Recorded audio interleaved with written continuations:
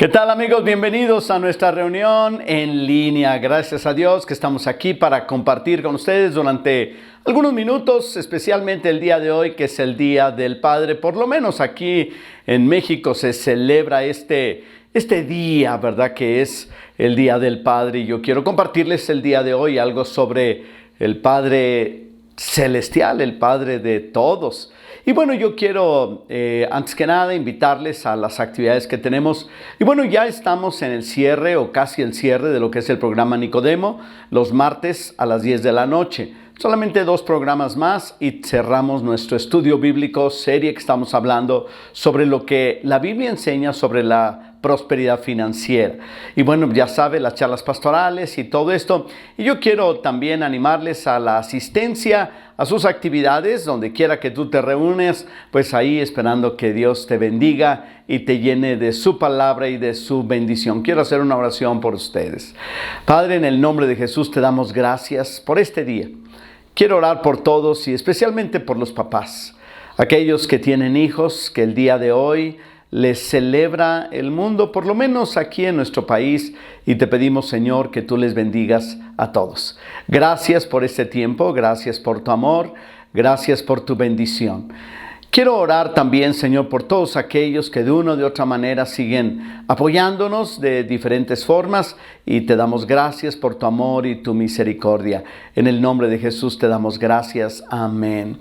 Y bueno, antes de irnos a los videoanuncios, quiero agradecer a todas las personas que de una o de otra manera han participado en la celebración de los 40 años de Ministerio Pastoral que la semana pasada celebramos. Gracias por las felicitaciones, las palabras de ánimo, esperando que sea algo así como una especie de celebración en conjunto, porque estos 40 años son 40 años que nosotros cumplimos, pero en realidad estamos con todos, ¿verdad? Y eso nos da mucha alegría de llegar hasta este día. Y bueno, pues vamos a ir a los videoanuncios y yo regreso con la palabra de Dios.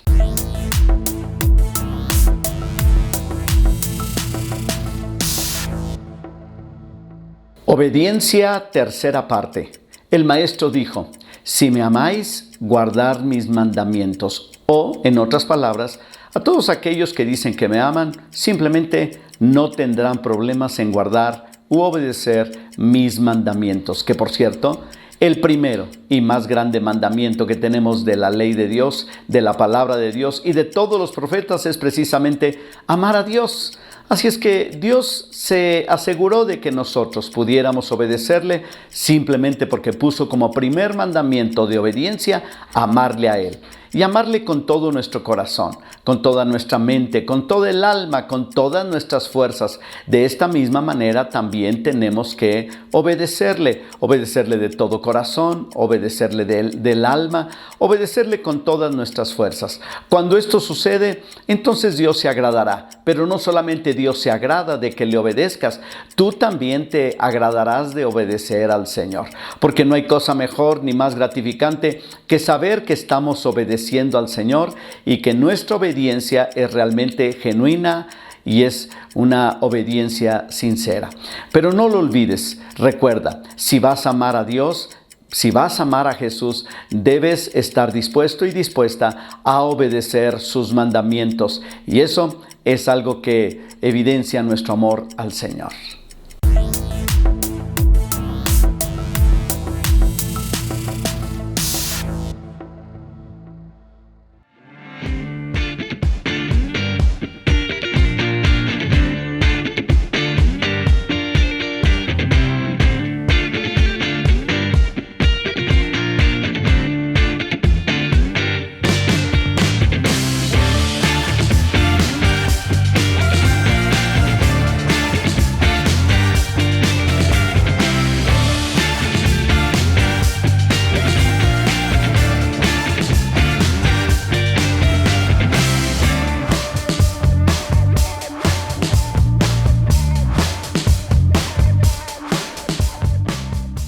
Muy bien, pues aquí estamos, ¿verdad? Para compartirles acerca del Padre Celestial. ¿Ha leído usted el libro de Franz Kafka, que se llama Carta al Padre.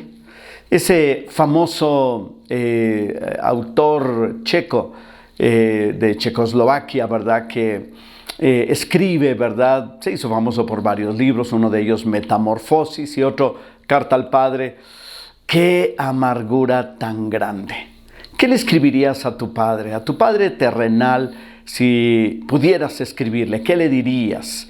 Bueno, él escribe una carta donde habla de la dureza de un hombre que pues fue criado quizás de una manera que no supo más que la disciplina, lo duro, la rudeza, la rigidez hacia sus hijos, ¿no? Y Franz Kafka pues escribe esta carta al padre y bueno, yo me pregunto, ¿qué puedes decir de bueno de tu papá?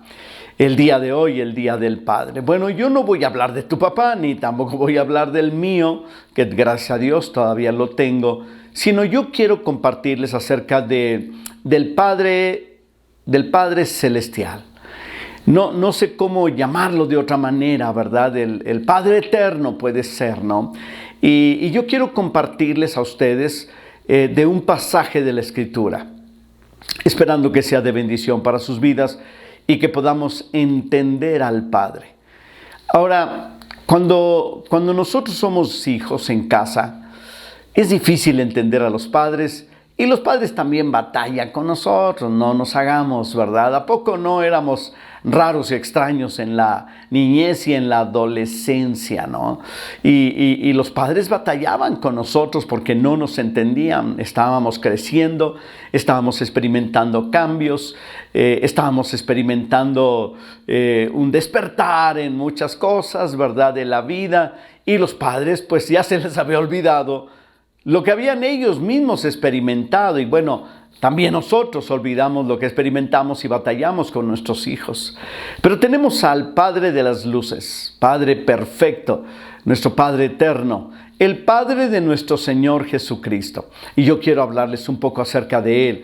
Claro, voy a basarme en una porción de la Escritura que está en el libro de Hebreos, capítulo número 12, a partir del versículo 5 hasta el versículo número 11. Ahora, el concepto de Padre no es un concepto muy común para los judíos, mucho menos para los musulmanes de ahora, ¿no? Que le batallan para hablar de él, de Alá, como un padre, ¿no? O sea, es muy difícil, ¿no? En el Antiguo Testamento encontramos al pueblo de Israel como el siervo, ¿no? Los siervos y no los hijos.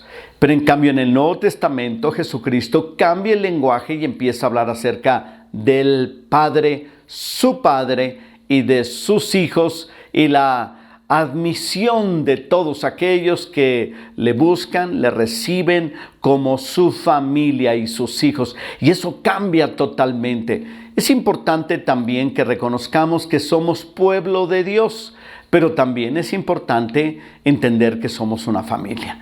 Y esta parte para los judíos tropezaron cuando Jesús hablaba de su Padre. A mí lo que me encanta de Jesús en cuanto al Padre es que no me sorprende tanto esa confianza que tenía con el Padre Celestial para hablarle como le habla en la Biblia, sino me sorprende su anhelo, su deseo de compartirlo con nosotros. Ya no es mi Padre, sino dice Padre nuestro. ¿Se acuerda del Padre nuestro? Pónganse a pensar solamente por qué se llama el Padre nuestro. Bueno, la gente inmediatamente piensa en el rezo, inmediatamente en esa serie de rezos y esas frases, ¿verdad?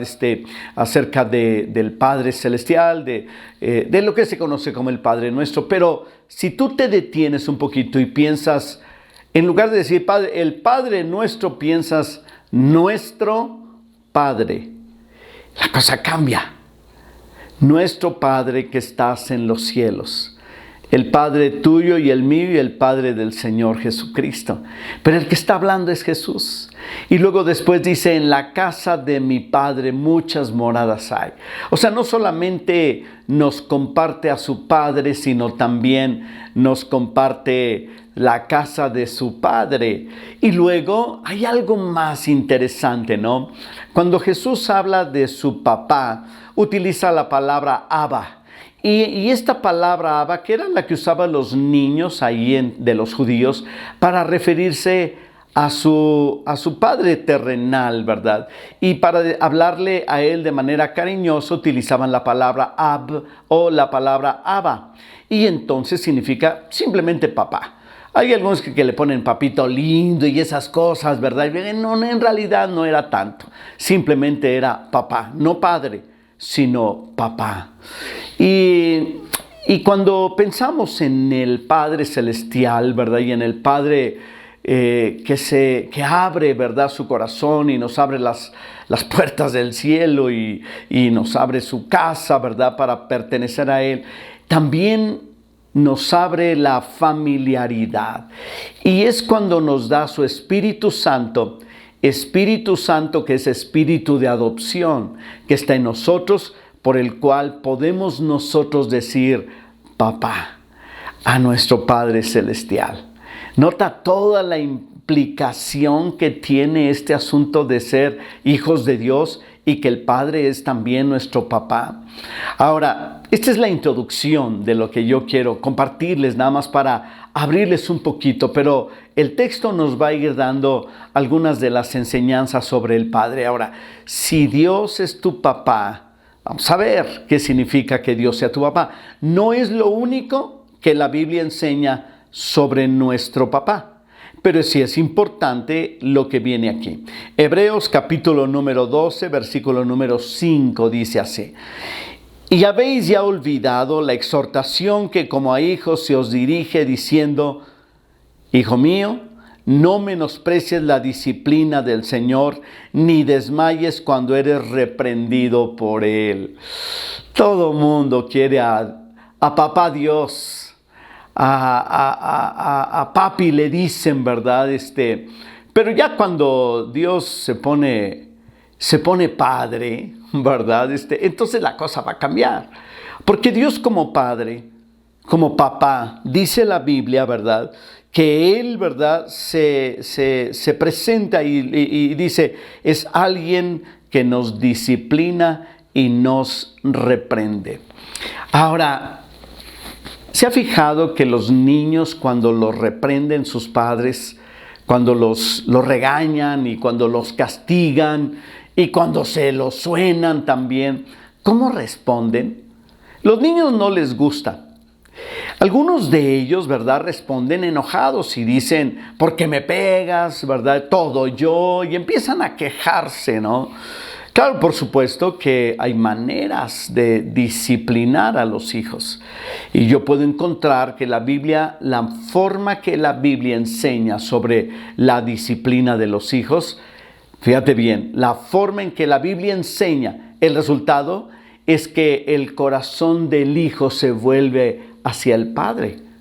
Mientras que la forma en la que el mundo disciplina, o sea, las formas en que la gente disciplina fuera de la palabra de Dios, los aleja cada vez más. Son dos perfectos extraños que se llevan muy bien. ¿Por qué? Porque el papá y la mamá le permiten al hijo hacer lo que quiera para que no vaya a lastimar su autoestima, ¿verdad? Entonces, a final de cuentas, los van alejando. Pero según el método bíblico, cuando el Padre te disciplina, tú te acercas a Él.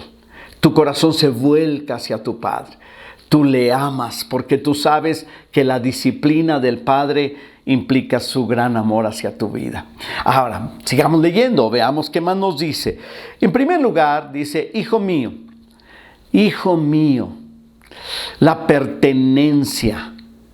No eres un hijo cualquiera, no eres una hija cualquiera.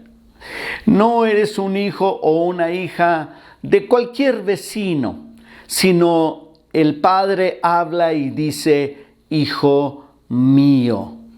Mío ¿en qué sentido? En el sentido de una relación que tiene contigo. Esta relación, ¿verdad?, tiene que ver con un sentido de pertenencia, pero también una identificación, o lo que es lo mismo, una identidad que te da el Padre, porque tú eres su hijo, tú eres su hija. Y luego dice, no menosprecies la disciplina del Señor. Ahora, estos pasajes que vamos a leer, la disciplina se refiere principalmente a la corrección. Porque yo puedo encontrar que hay una cosa es la disciplina como estilo de vida, la disciplina a la hora de comer, en los gastos, en los horarios, la disciplina en la manera de ver la televisión, la disciplina en la manera de estar con los amigos, ¿verdad? Y tantas, incluso la disciplina de la obediencia. Hay mucho que ver, ¿verdad?, sobre la disciplina. Pero en estos pasajes, el Señor nos dice, lo que implica es precisamente el asunto de la corrección. Dios, al que ama, corrige. El Padre, al Hijo que ama, lo corrige. Al que no lo ama, lo deja hacer lo que quiera. Ahora vamos a seguir leyendo. Dice, no desmayes cuando eres reprendido por Él. O sea, no te desanimes, no pierdas el ánimo. Como decimos los mexicanos, no te agüites porque te disciplina el Señor, porque te corrige. Ahora, a veces no nos damos cuenta, pero la corrección del Señor está constantemente a la vuelta de la esquina. Por ejemplo, cuando no te salen las cosas como tú las planeaste, piénsalo como una corrección de Dios.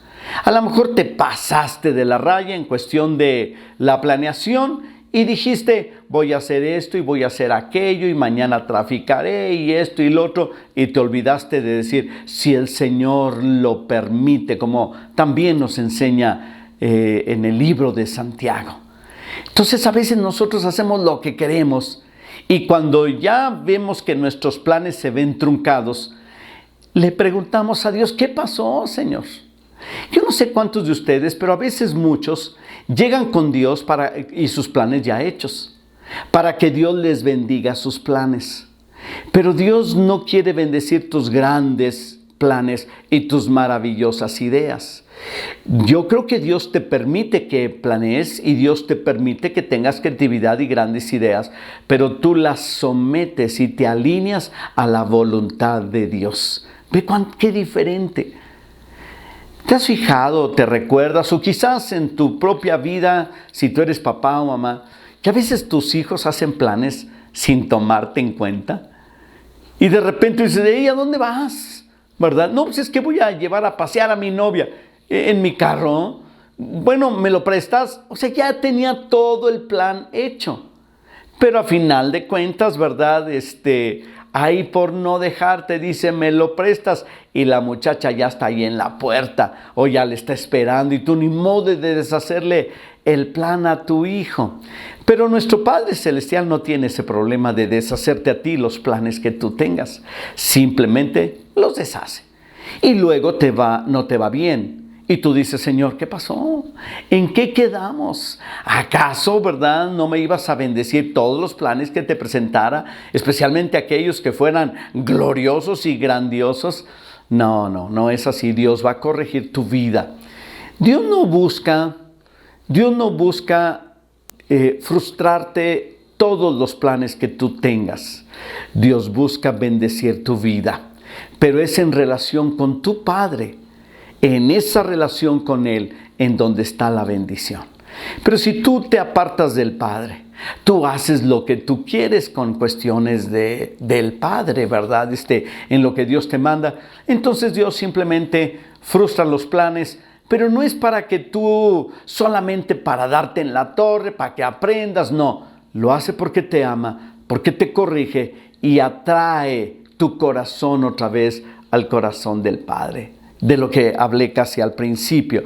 Porque el Señor al que ama, disciplina. Al que ama, disciplina. Y luego dice, y azota a todo el que recibe por hijo. Como hijos de Dios, es una gran bendición. Hay muchas personas que no están familiarizados con esta identificación o identidad de ser hijos de Dios.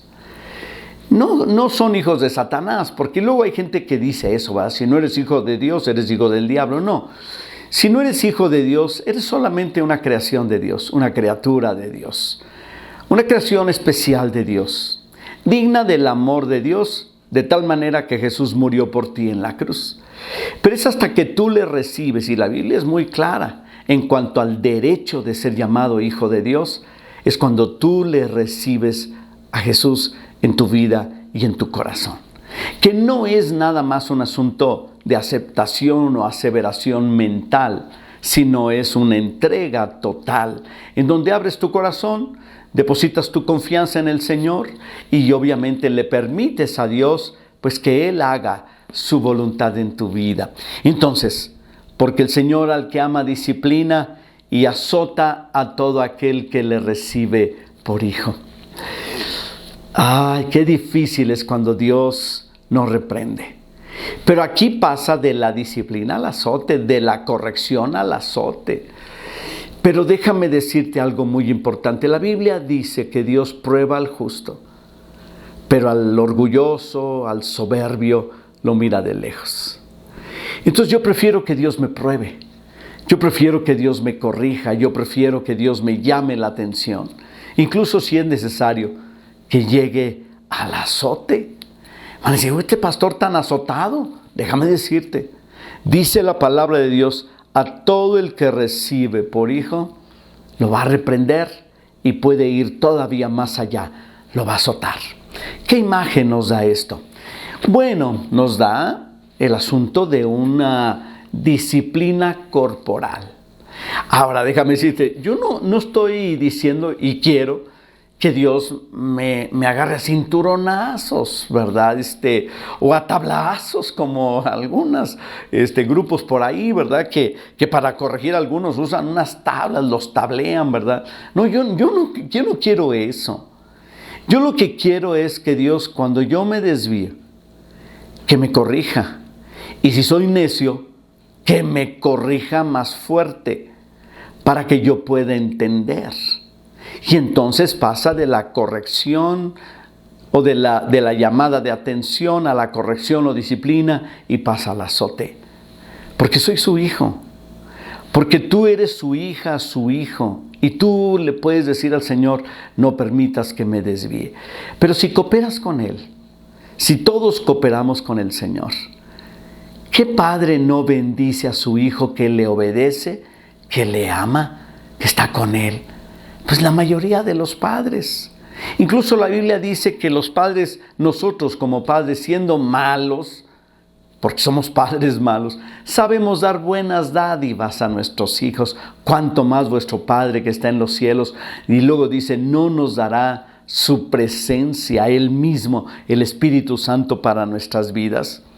Continúo leyendo en el versículo 7, dice, si soportáis la disciplina, Dios los trata como a hijos. Porque ¿qué hijo es aquel a quien el padre no disciplina?